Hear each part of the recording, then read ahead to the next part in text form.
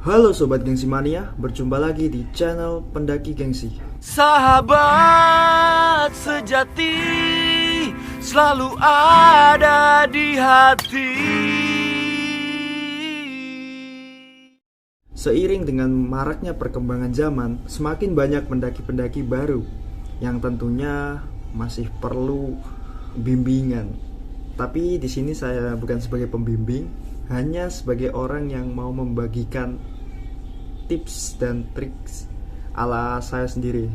Di beberapa berita banyak sekali kecelakaan di pendakian yang diakibatkan oleh kelelahan, atau kebanyakan juga hilang di gunung karena lelah kemudian ditinggal temannya.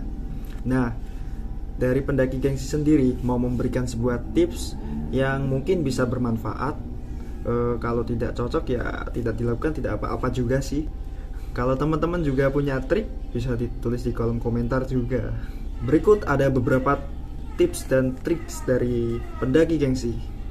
Yang pertama yaitu latihan fisik sebelum pendakian. Kalau saya biasanya menyelingi dengan kegiatan lari, tapi menurut saya yang paling works adalah renang. Karena ketika renang itu pernafasan begitu itulah. Kalau biasanya saya H-1 itu saya imbangi dengan renang. Kalau lari jarang-jarang sih, tergantung kebutuhan. Kalau gunungnya sepertinya sulit ya lari sesuai porsinya gitu. Dan yang kedua juga tidak kalah penting adalah perbanyak minum air putih. Karena air putih bermanfaat juga buat tulang-tulang kita. Jadi kalau kita biasakan minum air putih setiap hari, itu merangsang tubuh tidak cepat lelah dan tidak cepat pegal-pegal kayak gitu. Terus yang ketiga apa ya? Yang ketiga adalah packingan tas. Kalau packingan tasnya sudah benar, saya jamin seberat apapun, tapi kalau nyaman, akan mengurangi rasa sakit di pundak, di pinggang kayak gitu. Jadi kalau kamu bawa beban ringan pun, tapi kalau packingannya tidak benar, dari pengaturan strapnya, itu juga bisa menyebabkan kelelahan yang sebenarnya tidak penting.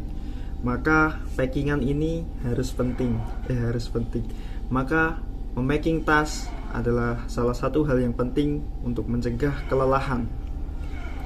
Dan yang keempat, atur tempo nafas. Ini kalau kita udah masuk di pendakian ya, atur tempo nafas. Jadi gunakan ritme. Seperti kita kalau di seperti bela diri atau senam, kan biasanya diajari pernafasan yang diambil dari hidung, dikeluarkan dari mulut. Kalau teman saya itu si Fendi itu kalau dianu dari hidung terus kentut. Abaikan. Jadi setiap langkah itu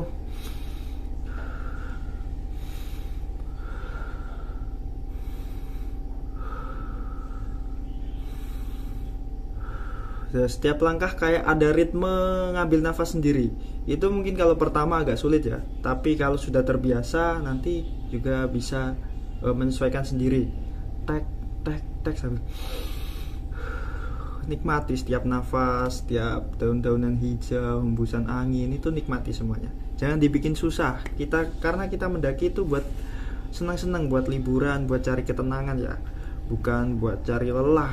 Tadi kita sudah bahas di nomor 4, yaitu atur tempo langkah. Atur tempo langkah ini sangat penting. Karena kalau temponya berantakan, paling fatal bisa menyebabkan kram kaki. Jadi kita atur langkah sesuai dengan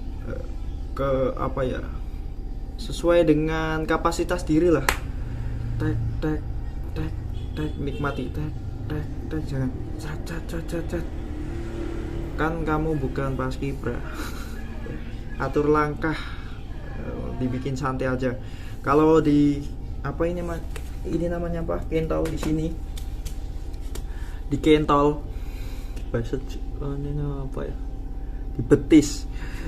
Kalau di betis sudah mulai terasa agak ditarik, jangan ragu untuk berhenti. Kalau staminamu masih kuat tapi kakimu sudah seperti kayak ditarik, itu pertanda bahwa kamu akan terkena yang namanya kram. Jadi berhentilah sejenak, berhenti, meregangkan otot-otot sebentar, tapi jangan duduk ya, langsung lanjut jalan. Kalau udah lega lanjut jalan lagi. Saya biasanya melakukan seperti itu. Dulu saya sering sekali terkena kram karena terlalu berambisi untuk menggapai puncak. Terus yang saya lakukan yang keberapa tadi ya? Yang keenam. Yang keenam biasanya jangan duduk, jangan dibiasakan waktu break langsung duduk berlama-lama, karena tekanan mungkin ini saya logika sendiri ya. Kalau kita duduk itu tekanan darah di kaki yang tadinya sudah menyesuaikan, jadi kembali rileks. Terus pada akhirnya kalau kita jalan itu rasanya memulai dari awal lagi. Kalau saya sih paling duduk sebentar ya, kalau sebutuhnya aja. Tapi kalau bisa dikurangi lah duduk waktu break itu. Soalnya kurang